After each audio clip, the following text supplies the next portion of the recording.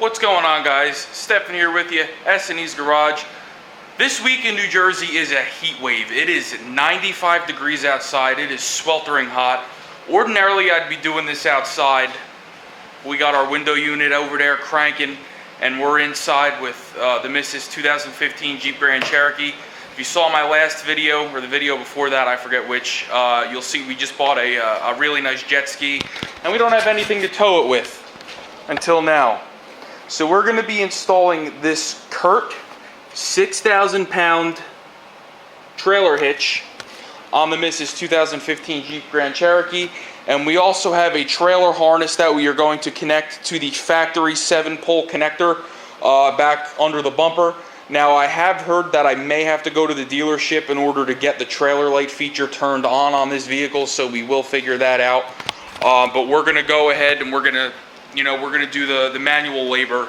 We're going to go ahead, we're going to install the hitch, and we're going to plug that harness in and see how we make out.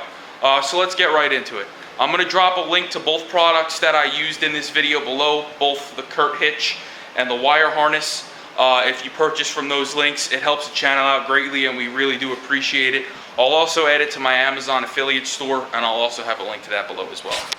Now you'll see here, this hitch is held in with 4 bolts. 1, 2, 3, 4. And Jeep actually went ahead and made this extremely easy. If you come up under the car, you'll see we have 2 bolts here, 1, 2, and we have 2 there, 3, 4. So we're gonna go ahead, we're gonna put some cardboard under here, and I'm gonna try to spray the back of those bolts through the, the holes here in the bottom of the rail, try to lube them up a little bit. We're gonna go ahead and charge up our air compressor. We're gonna try to zip these bolts out and see how we make out. This is a car from the Salt Belt. Like I always say, we do live in New Jersey. This is definitely crusty, but here, unfortunately, it's the normal. So we may have to clean those threads up once we get it out. And I am going to apply some anti-seize to those threads so that we don't have any issues going down the road. Alright guys, so we're going to be working on the 2 driver's side bolts first. They are 21mm bolts. And we are going to, we're going to be using a 1/2-inch impact gun with a 21mm socket and a swivel. And we're just going to go ahead and see if we can't break these loose. Wow, that came right out. Okay, let's try this one. Also came right out. I'm actually pleasantly surprised. You'll see them, here they are. So I'm going to move you over to this side, and we're going to get the 2 out on the passenger side. Alright, here we are. Here's number 1. Right out. Here's number 2.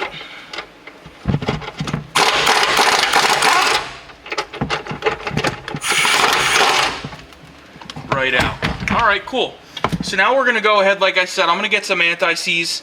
I'm going to anti-seize these bolts up, and then I'm going to go ahead and lift the hitch up, and I'm going to get 1 bolt in on each side just to kind of hold it into place. Alright guys, so like I said, we got these bolts out, and I went ahead and I applied anti-seize to all 4 of these.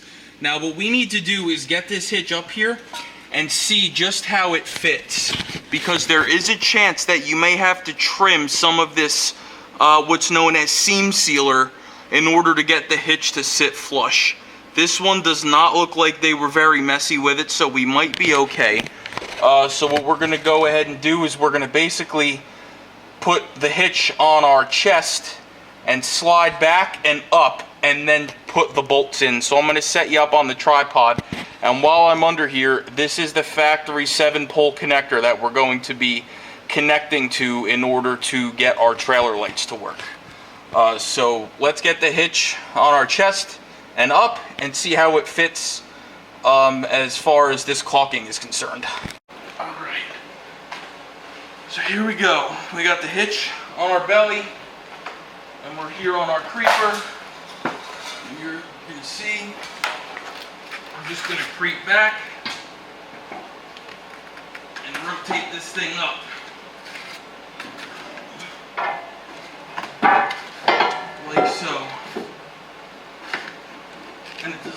like we're going to have any problems here with this seam sealer. So I'm going to go ahead, grab a bolt, and manipulate this thing in such a way that I can get a bolt started on either side.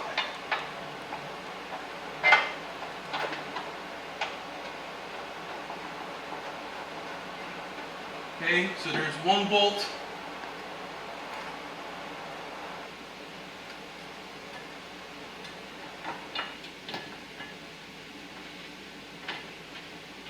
Very important, always start your bolts by hand. And a big belly helps because my stomach is what's supporting this thing right now. And I'm just going ahead and starting all of my bolts by hand. I'm on bolt number 3 right now.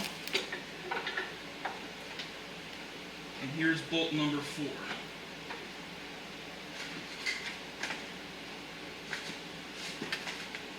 Now what we're going to do is we're going to use our impact gun and we're going to zip these things down just so that this is supported.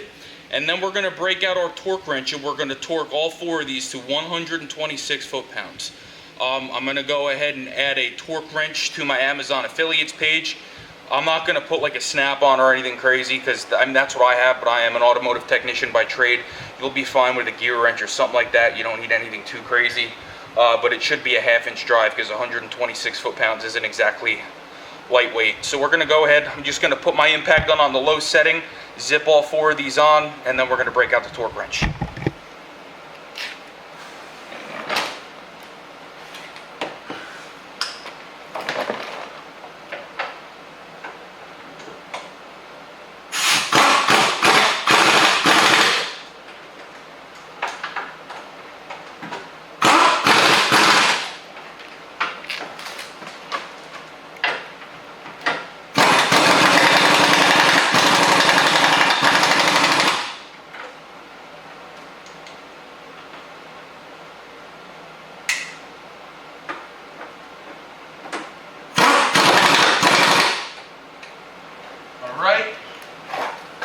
Let's go get the torque wrench. Alright guys, torque wrench is set, 126 foot-pounds. We're going to come under here and we're going to torque all 4 of these bolts to spec.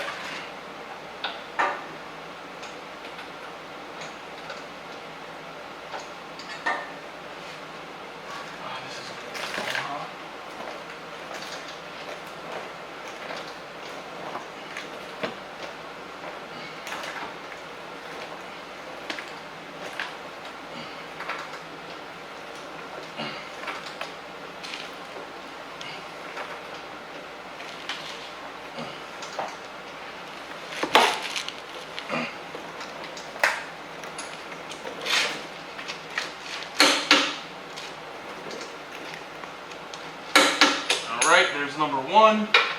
I always like to let the torque wrench click twice. That way I know I'm good. Alright guys, so we went ahead. All 4 of these bolts are torqued down. 126 foot-pounds. This one was a pain in the neck. I would definitely recommend jacking the car up a little bit if you're going to be doing it on the ground. So what we're going to do next is we're going to pull this dummy plug here out of this harness. By doing that, in order to do that, you're going to press this. It's going to release the tab, and you're going to pull this straight out like this. And that's going to show us the 7-pole plug. Now keep this dummy plug, set it to the side because you're going to need it. So we're going to go ahead, we're going to get our Curt wire harness. Again, I'll add this harness to the video description as well. This is it here. US car replacement connector. And all this has is our 4-pole, flat plug for your trailer. That's all I use. We don't have a brake controller or anything. We're not looking to tow anything huge with this. After all, it's only a Grand Cherokee with a 3.6. So we're going to go ahead and we are going to plug the male end into this. And then we're going to put our dummy plug in the other end. So you'll see here's the male end. That is going to plug directly into this, like so. Let me just put you down real quick and plug this in, and then we're going to put the dummy connector back in here. Alright, so like I said, we got that end plugged here, the dummy plugged in here. Now we're going to go ahead and use the zip ties that this wire harness comes with. We're just going to make this look a little bit neater, and we're going to wrap it up. Alright guys, so we went ahead, routed our harness here. I just put a couple of zip ties up there, nothing too crazy, you know, make it a little neater. I like to leave a little bit of slack here because should you have to, you know, should your trailer wiring be a little short, you'll have a little extra on the harness side. So that's just the way I did it.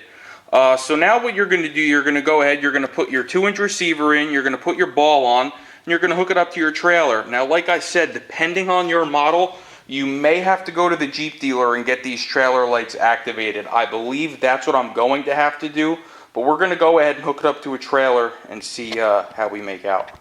Alright guys, so here we are. We got the Jeep backed up to our trailer here.